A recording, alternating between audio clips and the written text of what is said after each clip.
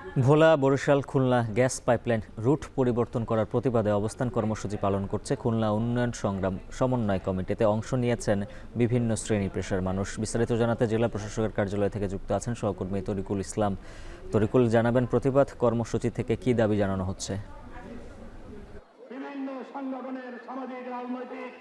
উজ্জ্বল, একটু আগে আপনি বলছিলেন যে ভোলা, বরিশাল এবং খুলনা রুটে যে পাইপলাইনে গ্যাস সরবরাহ এর যে কার্যক্রম সেটি রুট পরিবর্তন করা হয়েছে। আর মূলত সে কারণেই এখানকার মানুষ কিন্তু তারা ক্ষোভে ফেটে পড়েছে। আর সে কারণেই বৃহত্তর খুলনা উন্নয়ন সংগ্রাম সমন্বয় কমিটি তারা প্রতিবাদ সমাবেশের অবস্থান কর্মসূচির আয়োজন করেছে এবং এটি সকাল 11টা থেকে শুরু হয়েছে জেলা প্রশাসকের কার্যালয়ের সামনে থেকে। এবং সেই সাথে খুলনায় দ্রুত পাইপলাইনে গ্যাস সরবরাহের দাবি করছে বক্তারা। এবং তারা বলছেন যে অন্তত এক যুগেরও বেশি সময় আগে খুলনায় কিন্তু সঞ্চালন লাইন স্থাপন করা হয়েছিল, যেটি ভেড়ামারা, কুষ্টিয়া ভেড়ামারা রুট দিয়ে সেটি খুলনায় এসে খুলনার আড়ংঘাটা এলাকায় অবস্থিত এবং সেখানে কিন্তু পরবর্তী তার কার্যক্রম শুরু হয়নি। আপনারা জানেন যে খুলনা শিল্প অঞ্চল এবং শিল্প ভারী ভারী এবং ক্ষুদ্র এবং বৃহৎ শিল্প রয়েছে। সেই শিল্পগুলোতে গ্যাসের বেশি প্রয়োজন। সেই জ্বালানি হিসেবে এই গ্যাস না পাওয়ার কারণেই মূলত দীর্ঘদিন খুলনার মানুষ কিন্তু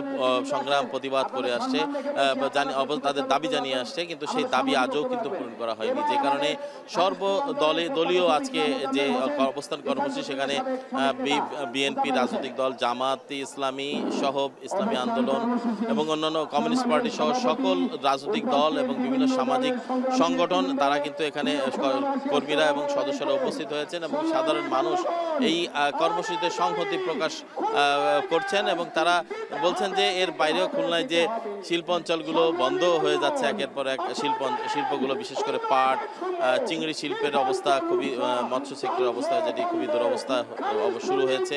এবং সেই সাথে এখানে বন্ধ হয়ে যাওয়া যে অন্যান্য রাষ্ট্রায়ত্ত যে হার্ডবোর্ড মিল বা নিউজ প্রিন্ট মিল সহ বিভিন্ন মিল বন্ধ হয়ে গেছে, এগুলো পুনরায় চালু করার দাবি তারা জানিয়েছেন। এবং তারা বলছেন যে যদি এর দ্রুত বাস্তবায়ন কোনোটাই না হয় তাহলে কিন্তু তারা অবস্থান কর্মসূচি এবং বৃহত্তর আন্দোলন গড়ে তুলবেন, এমন একটি ঘোষণা তারা দিয়েছেন। এবং এখানে বক্তারা তারা এসে বলছেন যে খুলনার কোনো দাবি আদায় করতে গেলে আন্দোলন করতে হয়, সংগ্রাম করতে হয়। এবং এখানকার মানুষ তারা বিভিন্ন সময় রাজপথে দাবি আন্দোলন করে তাদের দাবি আদায় করেছে, কিন্তু পাইপলাইনে যে গ্যাস সরবরাহ যেটি খুবই জরুরি, এই অঞ্চলে শিল্পখ্যাত অঞ্চল, শিল্পের স্বার্থে এই অঞ্চলে গ্যাসের প্রয়োজন, সেই গ্যাস কিন্তু এখনো সরবরাহ করা হয়নি।